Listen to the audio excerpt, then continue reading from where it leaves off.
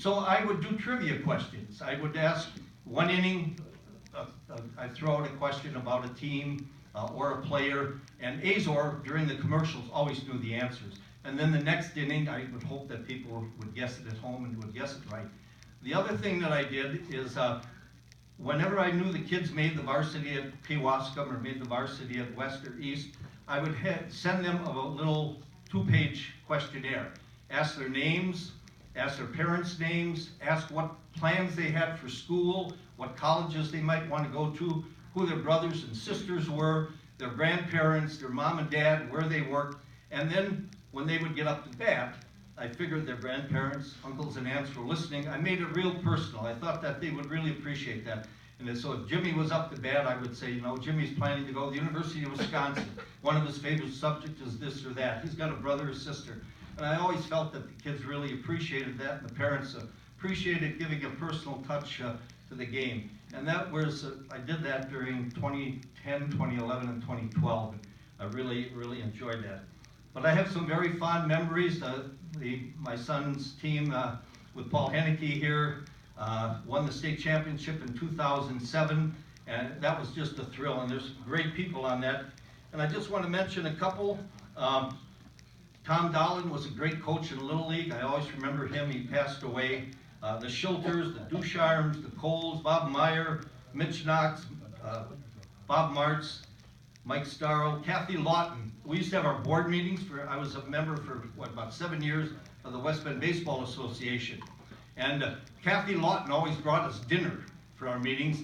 And Doug Gonring always brought a 12-pack. And then Willie brought a 12-pack. And Rozak was so cheap, he brought a 6-pack. And we would have the meeting, and by the end of the meeting, when we had to vote, we voted in everything. Didn't matter what it was. So, and look what happened today. It all worked because you're going to have a beautiful, beautiful field there.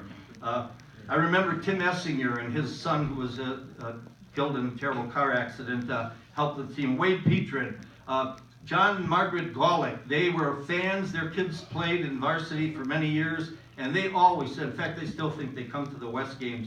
The Van Fossums, the Wolfs, the Posses, the Heddeberg and Leonards, and Nate Hayes, and as I mentioned, the Henneke's Service, John Rozak, Remenprez, Burns, Albrecht, the Beaglers, Brewery. In fact, that's when I got my first inclination.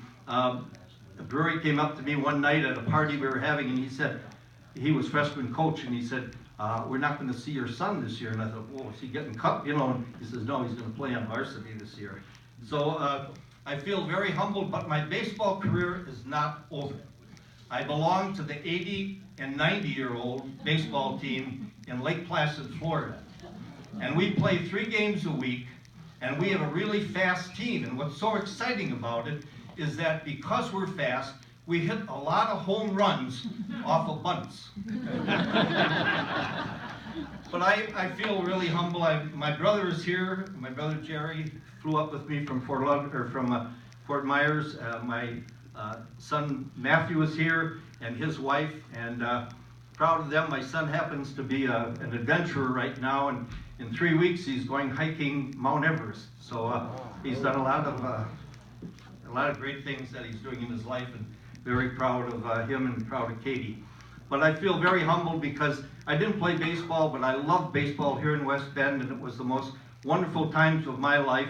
And I still follow the Brewers every day down in Florida, and I follow the Wisconsin Badger basketball, football. I don't miss one of them, and I really, really enjoy it. But I feel so honored. I thank you for showing up tonight, and it was so good to see so many of you. And all I can say is thanks a lot.